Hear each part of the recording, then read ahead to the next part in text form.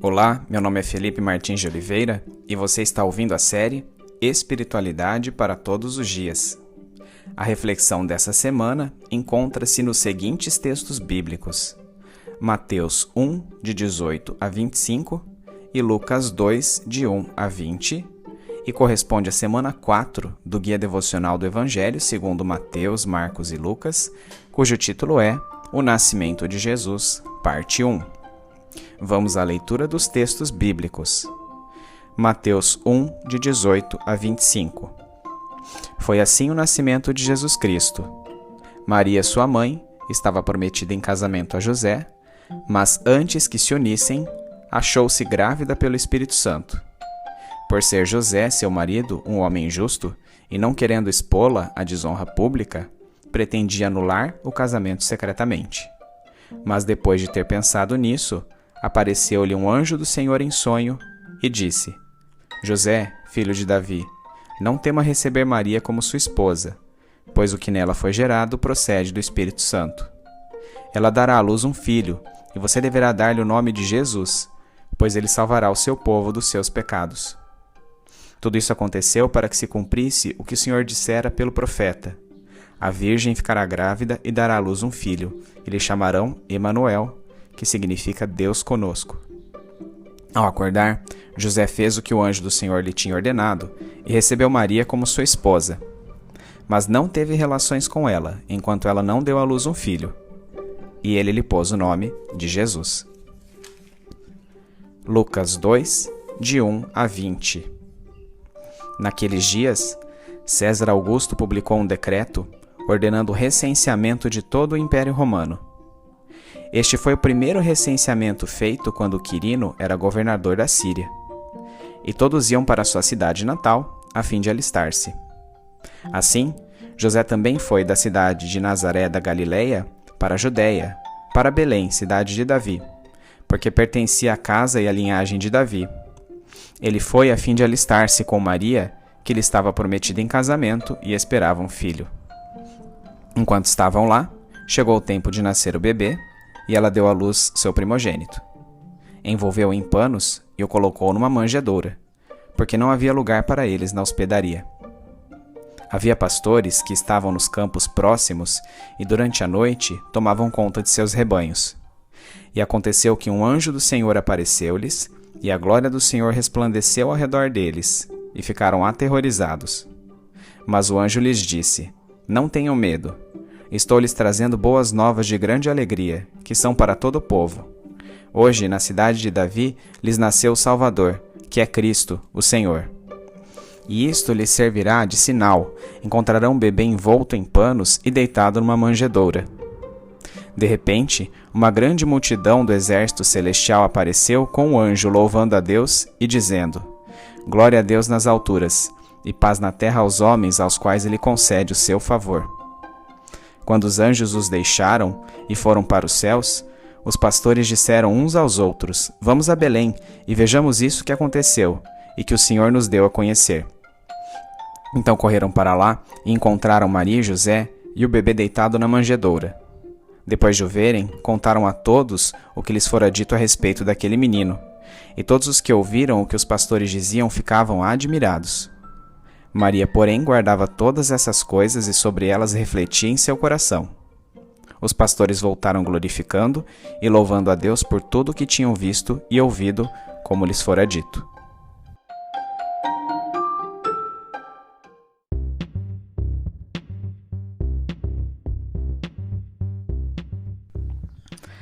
César fora um ramo da família aristocrática dos Júlios, que estabeleceu sua primazia sobre a República Romana na figura de Augusto, o qual se tornou o primeiro imperador de Roma.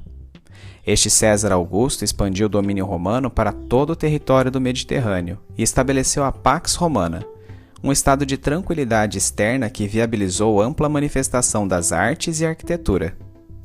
Naquela ocasião, José e Maria não eram casados, estando noivos.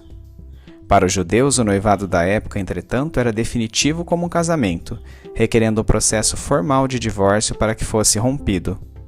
A gestação de Maria seria motivo para um processo público e até mesmo para apedrejamento se José a denunciasse. Porém, para preservar a reputação de sua noiva, José pretendia apenas anular o casamento secretamente.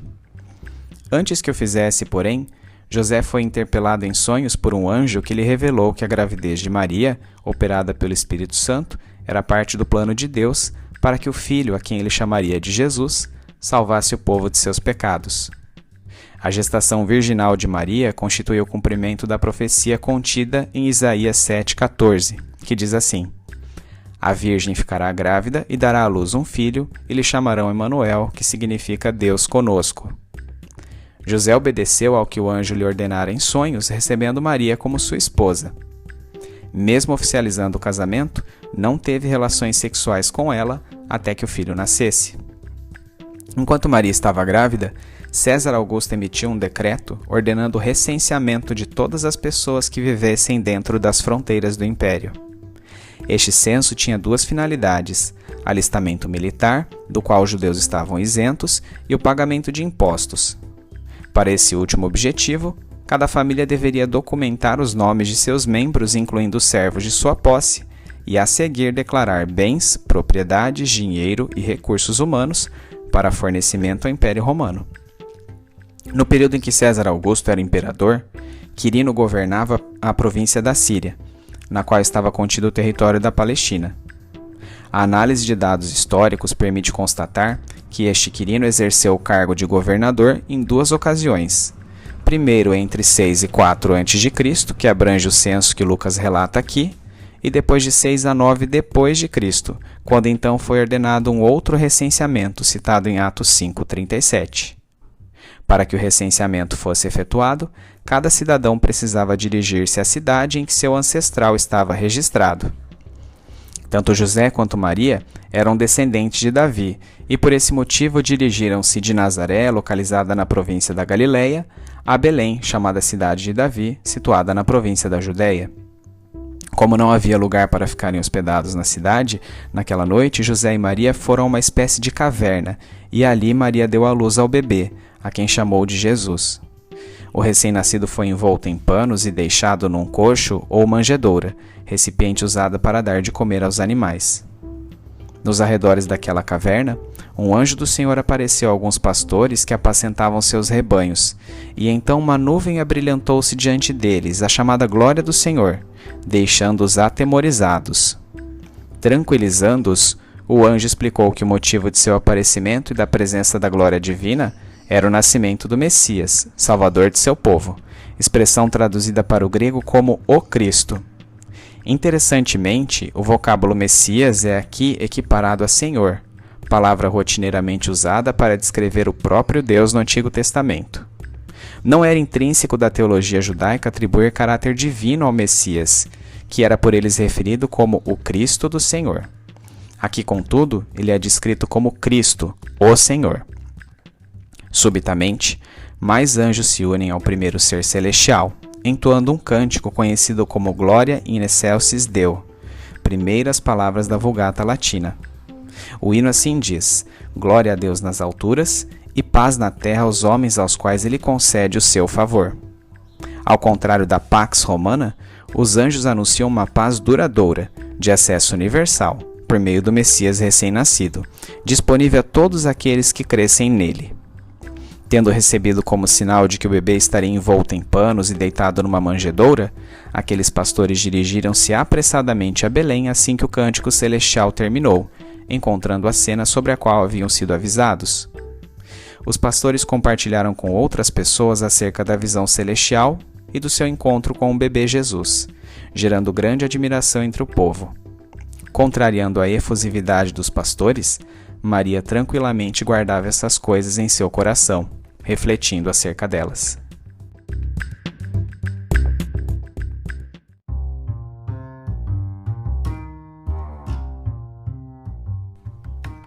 Aplicação prática.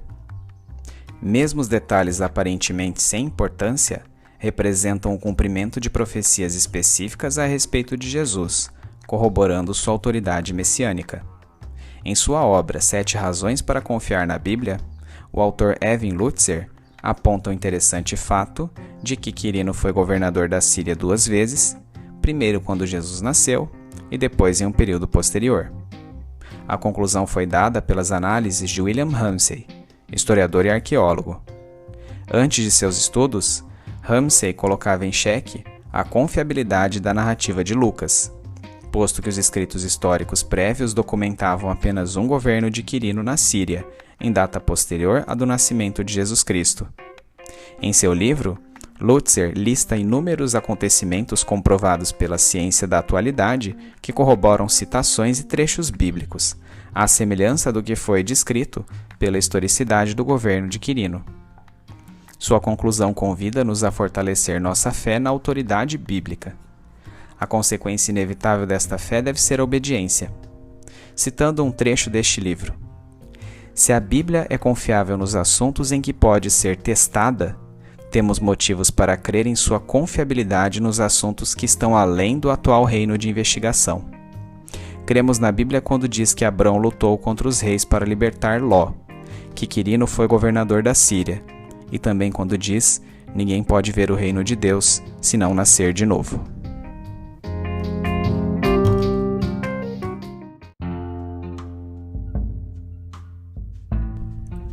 Trazendo da mente para o coração.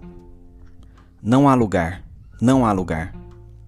À medida que Maria e José ouviam esta frase, intensa ansiedade sobrevinha a seus corações. As dores de parto já começavam. Onde ela daria luz? Suor e lágrimas escorriam pela face de Maria. Tanto já estava sofrendo por causa desta gestação. A vergonha social e principalmente a incerteza acerca do futuro daquela criança assolavam-na. Ainda assim, refletir sobre o futuro do bebê que carregava dava-lhe a convicção de que tudo se resolveria.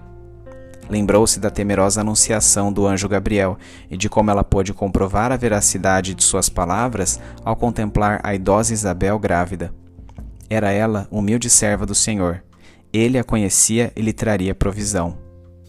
Nos arredores de Belém, José avista uma caverna em que viviam algumas pessoas. Uma das câmaras desta caverna era habitada por aqueles indivíduos e na outra estavam seus animais, refugiados para a noite.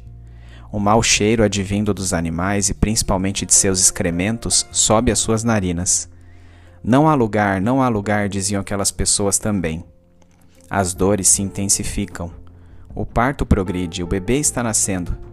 Não há lugar conosco, mas para que ela possa dar à luz, quem sabe se vocês ficarem na estrebaria junto aos animais. Senhor, meus olhos pós-modernos leem esse relato com assombro. O Salvador do mundo nasceu junto dos animais, sem qualquer medida higiênica em meio a diversas incertezas. Idealizamos demais o momento de nascimento do Messias. Não, Maria e José não estavam com a face plácida e serena dos presépios. Não, os animais não estavam romanticamente achegados ao bebê. Havia extrema fadiga, desespero e dúvida nos olhos de José e Maria. Suas roupas estavam empoeiradas da viagem e suas sandálias estavam sujas das fezes dos animais. O Senhor não poupou esforços para, fazendo-se homem, resgatar-nos. Sua preocupação não foi com seu conforto, e sim com o cumprimento de profecias a respeito de sua vinda. Como a Bíblia é rica e harmoniosa em seus escritos. Mas apesar de essas profecias terem sido meticulosamente cumpridas, não haveria lugar para o Deus homem também nos corações das pessoas. Não creriam nele. Veriam suas obras e milagres como quem contempla um show, sem hesitar em gritar crucifica-o com a mesma intensidade com que o bendisseram inicialmente. Hoje, a situação não é diferente. Continua não havendo lugar para Cristo, o Senhor. Seu chamado radical, a completa renúncia, permanece sendo mal visto pelos homens de nossa sociedade hedonista e confortável. Seu exemplo de abnegação, sofrimento e sacrifício parece-nos ilógico e não queremos imitá-lo.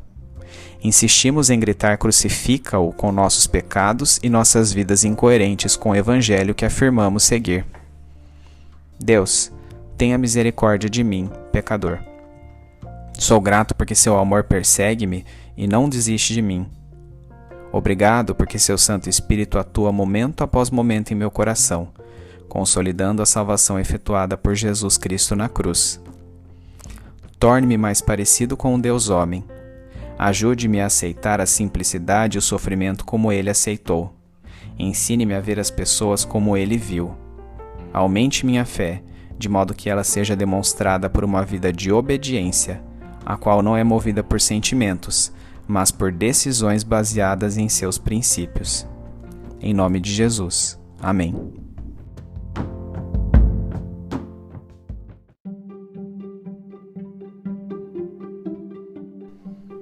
Medite mais sobre este texto ao longo da semana. Domingo. Leia os textos de Mateus 1, 18 a 25 e Lucas 2, de 1 a 20, bem como os comentários sobre eles. Segunda-feira. Como deveria ocorrer o recenseamento ordenado pelo imperador romano no primeiro século? Quais eram seus objetivos e que desdobramentos essa ordenança teve sobre as profecias a respeito do Messias? Terça-feira. Contraponha a apresentação que o evangelista Lucas faz de Jesus, como Cristo, o Senhor, na passagem bíblica lida, com a concepção judaica habitual acerca do Messias, o Cristo do Senhor. Quarta-feira. Que importância tem a veracidade dos fatos comprováveis, históricos e geográficos, por exemplo, para embasar a autoridade da Bíblia? Quinta-feira. O que quer dizer a frase do autor Erwin Lutzer? Se a Bíblia é confiável nos assuntos em que pode ser testada, temos motivos para crer em sua confiabilidade nos assuntos que estão além do atual reino de investigação? Sexta-feira. Agora que a comprovação da autoridade bíblica em assuntos históricos e geográficos é conhecida por você, que consequências terão em sua vida hoje seus ensinos espirituais? Por meio da Bíblia, Deus tem provado sua verdade a nós. Qual tem sido sua resposta a isso? Sábado. Quais as implicações práticas dos textos de Mateus 1, de 18 a 25 e Lucas 2, de 1 a 20 para a sua vida?